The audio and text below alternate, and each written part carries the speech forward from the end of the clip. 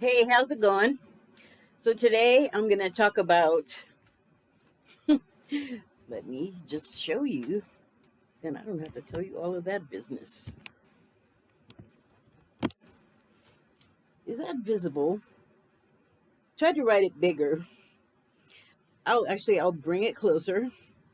It has all the lead in stuff, the housekeeping and the whatever you have to say before you get to the meat of whatever you're going to talk about, which is today again about the reminiscence. There's the cast. Don't mind my little notes on the bottom. That has nothing to do with anything. And there's the housekeeping business up top. Okay, so a couple of things. I wasn't really planning on reviewing this, although I don't know why not. I don't know what I was thinking. It's sci-fi, it's noir. Um, it's got like topical issues like climate climate change, and I felt like in so many ways it was like watching a timeline, a possible timeline, like uh, what do you call those tales that they tell you so you maybe don't go down that road? The word's going to come to me later, but uh, precautionary. See, I knew it would come. Yeah, so it totally feels like a precautionary tale as much as the day after tomorrow did. And I didn't mean to come to that so soon. I'll come back to it because it actually, I feel like it pertains to what I'm going to talk about. But I'm just kind of free uh, styling here. Uh, okay, it is the story of us in a future where we're like not really bullshitting each other anymore, but definitely we are bullshitting ourselves. It's not like very little has changed, and it's a extreme version of the class caste struggle we're currently in, where the very wealthy, who have gotten there, by the way, on the backs of people who are now homeless, poor, overworked, and it's like they find so many reasons to think that what they're doing is absolutely fine. And I should specify, I mean, people like thoughtless Jeff Bezos, who talked about, the stairway to heaven was on the shoulders of his workers, and he thanked them. And it's like, I don't know what happened to that guy, because I think I've seen a picture of him before he was Amazon guy in a cubicle farm, so he wasn't always wealthy. And I guess I shouldn't be surprised. I've talked about it before that you get wealthy, you get privilege, you start thinking that you can just touch people and do whatever you want. Oh shoot, I forgot to loop my song. Give me a second here. Okay. So now I forgot what I was saying. Oh, the caste system thing, and a lot of Jeff Bezos. So yeah, he was like a regular worker bee guy, and then he got super rich, and it doesn't look like he's been very conscientious about like gratitude for all the people that actually did hold him up. And that was what I was kind of getting to about reality now and the story. And it's that the rich don't get there by themselves. I mean, even if they inherit a ton of money, anything that they want to do, live in, live at, go, like anything they want to do, any material purchase, any entertainment, I don't know, whatever they spend their money on or not, like stashing it somewhere so no one can tax it, so it can sit there for the next generation and not have to do anything but, you know, dictate their own work to other people and not pay them well and treat them fairly, and also treat their bodies like commodities. I mean, having a job lately, if you're not accredited, and even if you are, if you can even get a job like that anymore, like everyone's being forced to have different circumstances than they did have, what they plan to have. I know that happened to me in a whole different way, but I'm not gonna. It's not about me. The thing is we have these perceptions of ourselves, and we are brought up in this system where there are expectations of us, and all of everything like that is just going out the window. Like social contract, torn up, and that's, you know, I feel like what happened to, respecting the rights of others, and understanding that if someone says that, well, you're doing this to me, it's not, it's just a weird thing to say, like, this dude just got killed by a cop, and everybody watched him do it, and he didn't stop, and he knew people were telling him things, and to just watch it, like, that's just the way it is, that's the way it's, supposed to be. And it's like, do you ever switch positions with people? Like, do you have a mirror?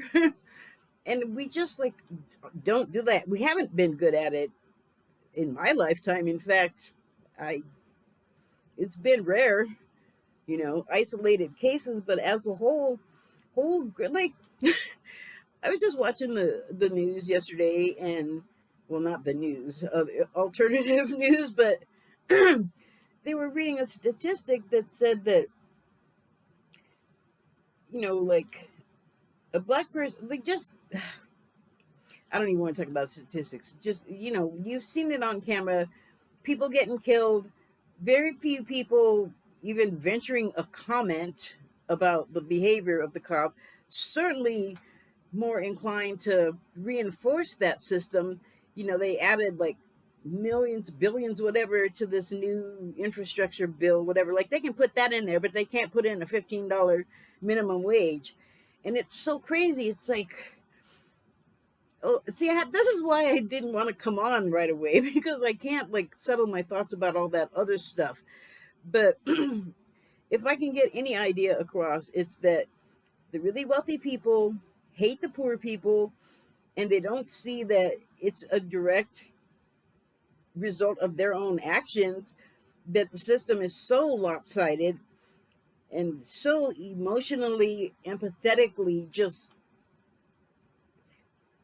broken. Like, I've been saying that we're misfiring in our brains, and I meant like the Capitol raiders, and the guy with the truck bomb, and the other guy with the sticker van and the truck bomb, and it's like, you I understand that they're expressing something, but it feels like their synapses are not acting right, and I have a theory about that, and it has to do with the magnetic pole shifting, and the birds falling out of the sky, and the fish circling, and even dogs circling to get their bearings before they lay down. It's all like their navigation systems are screwed, and it doesn't have to do only with your direction that you're going in physically, but also that the pathways in your mind are not, like, going the normal way they should go.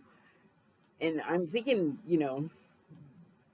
we are all a lot of water inside us, and we're affected by electricity and magnetism, like the tides, that kind of thing. So, and why should the birds and all the other animals be different from us? We have blood and flesh and regulatory systems and water and electricity. So I feel like some of us are more adversely affected by the forces than others. But it's affecting all of us. Like, it's affecting me, but I'm not out thrashing on people. um, I'm having my issues, but I'm trying to, like, keep it to myself and not get it on other people, because I kind of feel like I know what's going on, like why it's happening to me. But in the movie, I mean, that could be the symptom too of the rich people, because it's a flooded world, not quite water world yet, but in the opening narration, they do talk about the encroaching influx of the water. And it's so sad. The rich do what they typically do, and I'll just not spoil that, but it's already rotten. If you watch it, which you should, I mean, I recommend it. It's not like it's mandatory. I'm not trying to, I'm not trying to curtail anyone's freedom or anything. It's just a pretty good movie if you're into that kind of thing. But they grab up all the good dry land and wall themselves off from everybody else. And yet, and still, I'm thinking, where are the industries? You know, because in the flooded areas beyond the walls, you know, it's in Miami, by the way. I'm sorry I didn't mention that. It takes place in Miami. So that's why I was saying it's a possible future. And what they call it is sunken coast outside of the walls, and that's Miami. And there's always water on the ground. They're walking around, and I'm sure it does the daily flood thing, the daily ebb and flood. I'm sorry, it's not funny because a lot of people live there, and we are not at all prepared to deal with a mass just replacement, or just a mass run away from the water, like any more than we were when Katrina happened. And everyone pretty much knew that they were going to have something to go back to. At some point, people are going to have to leave, and there's not going to be somewhere to go back to unless you're going to be like a houseboat person or something like that. Like, I don't know if the government's doing stuff proactively about that. They have so much on their plate now that they're trying to get straight from the last administration, and it's, you know, I don't know if they're ready for it.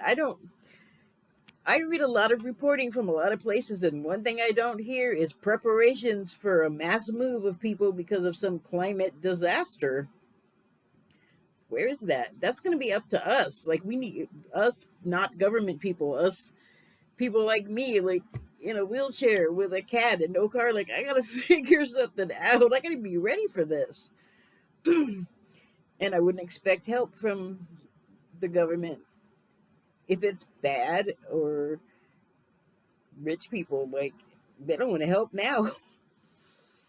um but everything is kind of like they have to do with it. They act like the homeless people are a deliberate, like, offense, like, to them. Like, how dare you be in my way?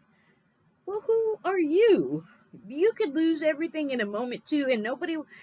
If you're gonna have that attitude and spread it amongst your peers, if it happens to you, which it likely could, because we don't know what we don't know. We don't know what's coming. Your fortune could turn around, and you could find yourself with nothing in your pockets, and nobody is your friend wanting to help you. And, you know, whatever it is, like, people get struck by that.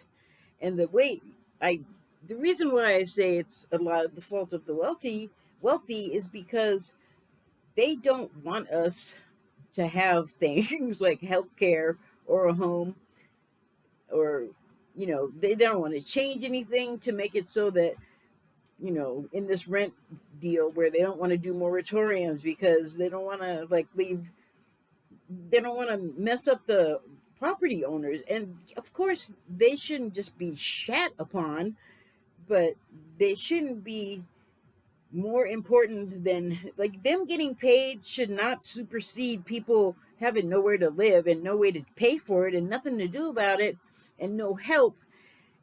They shouldn't be blamed for that on top of everything else. It's not their fault a pandemic happened.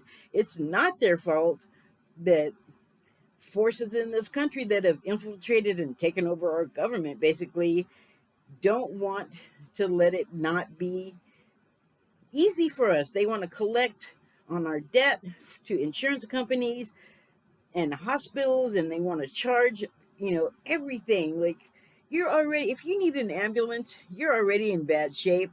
Probably, I mean, if you're not, if you just get taken in one on a technicality kind of thing, like, that's the wrong word, but I think you get my meaning.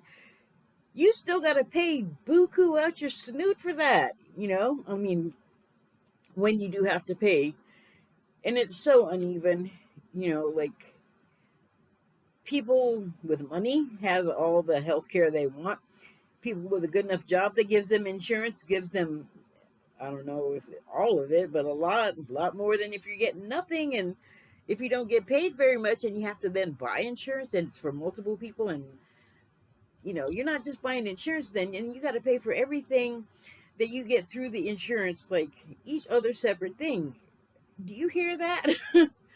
I mean, a lot of us go through it, but how does it sound coming out of somebody else's mouth like that? Like, yeah, even if you already agree, even if it's already the case, it's just uh, so it's a lot of that in there, and you can see that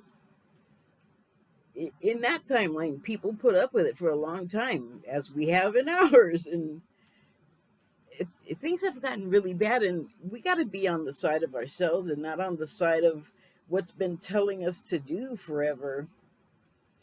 But anyway, back to the movie. So Nick Barrett Bannister, uh, Nick Bannister, Hugh Jackman's character, the main character, has this business, and one of the things that he says that is so right on, is so perfect for this, and it's true in life also. I think this is a time travel movie, because I don't think you necessarily need like a Jules Verne time machine, a big vacuum with a seat to drive you to another dimension or another time. Every time you go in your head and have some reverie or memory, whatever it is, imagining, you go away somewhere else. And that's what I always talk about as time travel. I mean, certainly, I'm going to say that I've seen some stuff that makes me believe that it's possible and they have the mechanisms to do it. And it does take a mechanism, according to what I'm talking about. And then there's other places where I get information where you don't need any machine. If you figure out how to work stuff, you can send yourself where you want to go, like send your physical self even. But that takes a lot of uh, self, uh, well, fortitude, stamina, uh, sacrifice. Like, you gotta. It's a lot of work to get yourself to the place where you can do that, and just like make yourself physically disappear. But he has a business where you go into these pods, and because there's not much stuff anyway, because everything is practically everything is underwater or ruined by water, or water's coming. So your choices are limited for, I guess, entertainment or luxury. So his business with these pods is he has people come in and they remember their favorite things. So they come there to travel in time. And the uh, Nick meets someone and ends up falling in love with them, and he thinks it's one thing, and everybody around him that he meets is telling him it's something else. And that's kind of what I was talking about with we don't bullshit each other, or they're not bullshitting each other, but we're bullshitting ourselves. And that's what they're telling him. But it's like opposite day world, because it ends up what they're telling him. It's really about them reflected back at themselves. Like, they got it wrong, is what I'm saying. They basically get it wrong. And there's the most the closest thing to a time travel sequence does exist in this movie, and they used um, Nick Bannister's pod time machines to uh, execute this passage. And it's really cool the way they do it. I am not going to spoil that for you. I'm going to try to stay well away from it. It was exciting.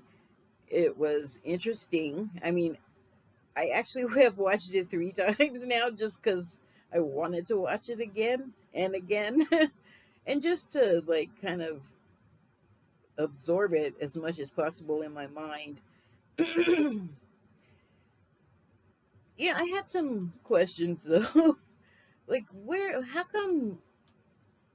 Okay, I'm going to do the critical thing a little bit. But that happens when I use cannabis, and people know it can make you very critical at times, I guess, depending on the strain.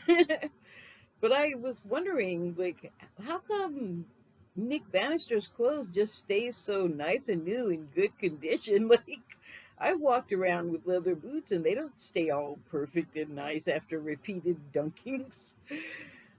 Sorry. Like I said, it's that one thing.